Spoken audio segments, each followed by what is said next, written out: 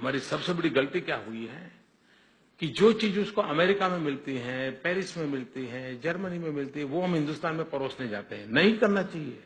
हमने हमारे यहां वही परोसना चाहिए जो हमारा है, तभी तो दुनिया हमारे यहां आएगी। हमारी जो विशेषता है उसी से दुनिया को जोड़ना चाहिए। लेकिन हमारी विशेषताओं को साथ हम तब जोड़ पाएंगे जब हम अपनी विशेषताओं पर गर्व करें।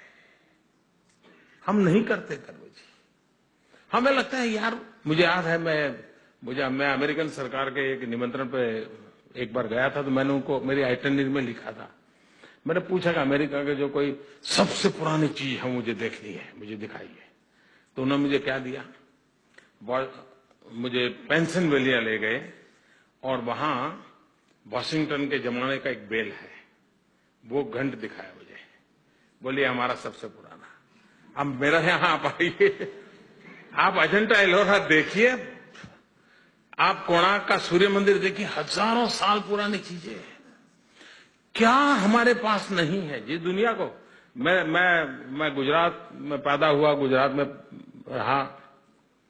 वहां एक डॉक्टर हरिभाई गोदानी करके थे, स्वयं तो प्रोफेशनली डॉक्टर थे, लेकिन आर्कियोलॉजी में उनकी बड़ी रुचि थी। आयु भी बहुत हो गई थी, लेकिन वो कह रहे थे उस जमाने में ये सारी गाड़ियां तो थी नहीं, फियाट गाड़ी और एम्बेसडर सरकारी गाड़ी थी, फियाट गाड़ी नागरिकों की गाड़ी थी, पहचान हो गई थी। एम्बेसडर जानते थे मतलब सरकार जा रही है फियाट है तो बोले कोई भला इंसान जा रहा है, ऐसी सोच थी। तो उनके पास एक फियाट कार थी। वो मुझे कह रहे थे, मैं उनके पास कभी कभी जाया करता था, ऐसे ही कुछ सीखने को मिले, समझने को मिले। बोले मैंने 20 फियाट गाड़ियां बर्बाद की मेरे कैरियर में, जो भी कमाता था। क्यों? तो बोले मैं जंगलों में चला जाता था, कच्चे रास्तों पे चला जाता था, और कहीं कोई मूर्ति हो, पत्थर हो, कोई पुराना पुरातत्व के कोई खंडहर पड़ा हो तो वहां चला जाता था। एक व्यक्ति का इंडिविजुअल कलेक्शन शायद किसी सरकार से बड़ा था। उन्होंने मुझे एक दिन एक स्लाइड दिखाई, मैं हैरान था।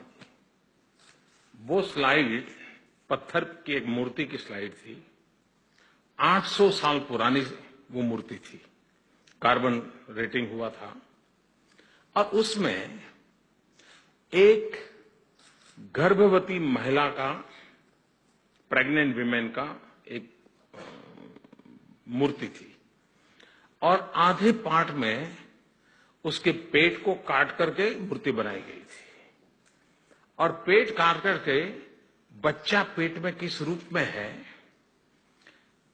चमड़ी के कितने लेयर्स हैं, वो सारा पत्थर पर अंकित था। 800 साल पहले पत्थर तराशने वाले को पता था कि गर्भ के अंदर बच्चा कैसे पोजीशन में होता है, चमड़ी के लेयर कितने होते हैं।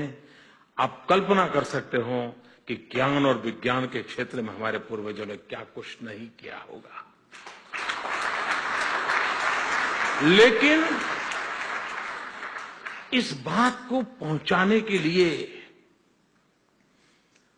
हम एक ऐसे गुलामी के कालखंड में ऐसे जीवित रहे जैसे हमारा सब बेकार है, हमारा सब बेकार है। जब तक हम ये मानसिकता नहीं बदलेंगे, हम हमारे टूरिज्म को बढ़ावा नहीं दे सकते। हमारे पास है, उसके प्रति हमारा गर्व होना चाहिए, अभिमान होना चाहिए। एक बार ये होगा तो फिर चीजें चलेगी। अब आप देखिए, मैं गुजरात का हूं इसलिए मुझे वहां का बात याद आना स्वाभाविक है। लोथल, अहमदाबाद से 80 किलोमीटर दूर एक जगह है लोथल। आपने शायद पढ़ा होगा, याद होगा थोड़ा बहुत। कभी आज जाकर के गुरु को पूछ लीजिए, वो बता देगा। 5000 साल पुराना पोर्ट, 5000 साल, और आर्कियोलॉजी जब एक्सकेवेशन हुआ सारी चीजें निकली। और वो कहते हैं कि 84 कंट्रीज उसके झंडे वहां लहराते थे। मतलब 84 कंट्रीज के साथ 5000 साल पहले उसका व्यापार था। और दूसरी विशेषता देखिए कि नालंदा, तक्षशिला यूनिवर्सिटी की जो हम चर्चा करते हैं, उसी कालखंड में एक बल्लभी यूनिवर्सिटी की चर्चा होती है इतिहास में।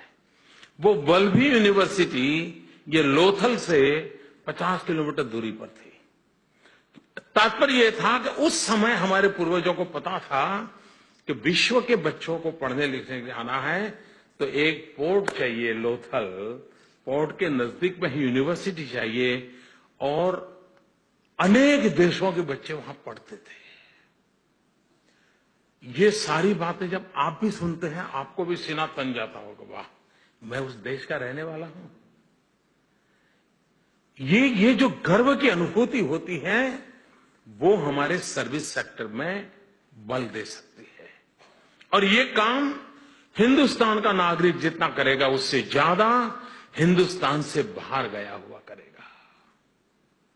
लेकिन बाहर जाने के बाद, छोड़ो यार, ये तो देश ही है, हम ही अपनी मजाक उड़ाएंगे, तो फिर अपने देश का गर्व कभी बढ़ता नहीं है जी। ये भाव अगर हमारे में पैदा हो, मुझे विश्वास है